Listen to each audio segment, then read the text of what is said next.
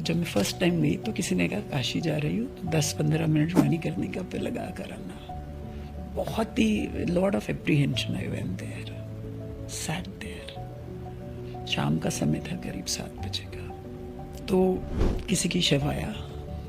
मज़े की बात देखिए, वहीं पर लस्सी मिल रही है, वहीं पर बाजार है, वहीं पर गंगा का घाट है और वहीं पर शव यात्रा चल रही है। और देखने में लग रहा था कि कोई अच्छे व्यक्ति हैं, अच्छे सज्जन हैं। तो मैंने पूछा तो कहते हैं कोई दुबई के बड़े इंडस्ट्रियलिस्ट हैं। आप समझिए 1/3 ऑफ दुबई इनका है। आसपास लोगों को भी देखकर समझ आ रहा था। तो जब उन्हें लेटाया गया तो उन्होंने अपने अंगूठे में कोई छल्ला पहना हुआ था। अब काशी बीइंग काशी, यूपी के पंडित कैसे होते हैं हम जानते हैं। काशी के लोग बहुत मस्त होते हैं। खैर मैं एक कहूँगी, भरे बैठे हैं वो लोग। अब बस एक बारी बात हो, चचा वो पूरा जीवन उड़ेल देंगे आपके आगे अपने। कहते हैं ना, मुस्कुराइए आप बनारस में हैं। तो वो पंडित ने बोला, वो घी लगा लगा कर उनके अंगूठे में एक छल्ला था, वो निकाल रहा था। तो उनकी बेटी या बहू कोई थी, उसने बोला कि पापा को बहुत पसंद है था, आप ये पहने रहने दीजिए, क्या ही फर्क पड़ेगा। तो बोले फिर इनके अंदर बंधन रह जाएगा, आप बंधन से मुक्त करने आए हैं।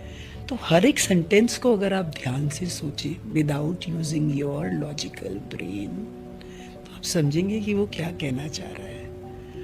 और फिर उसने वो घी निकाल के वो लगा लगा कर उस अंगूठी को निकाल दिया। उसके बाद मज़े की बात, उनसे पूछा 3500 या 5500। उन्होंने कहा क्या? कहते 3500 में कॉटन का कफन है, चंदन का चूरा कम डलेगा, थोड़ा टाइम बाबूजी को जाने में लगेगा। 5500 में पूरा चंदन का चूरा है, बढ़िया चंदन की लकड़ी है, बाबूजी चढ़ चढ़ करके निकल जाएंगे, पता भी नहीं लगेगा। अब आप एक बात सुनिए, जहाँ सुनने में आया कि 1/3 ऑफ दुबई इनका है, उसकी कीमत 3500 से 5500 के बीच में झूल रही थी। तो ये सिखा, एंड दैट हिट्स हार्ड। मैंने काशी में ही मणिकर्णिका पे पढ़ा था कहीं कि जन्म लेना आपके भाग्य की बात है, मृत्यु आना समय की बात है, और मृत्यु के बाद लोगों के दिल में रहना ये कर्मों की बात है। जब मैं फर्स्ट टाइम गई तो किसी ने कहा काशी जा रही। कहते हैं हर जीव की शुरुआत एक किलकारी से होती है और उसका अंत एक सन्नाटे पर होता है, और उस जीवन के बीच की जो मंजिल है वो है काशी।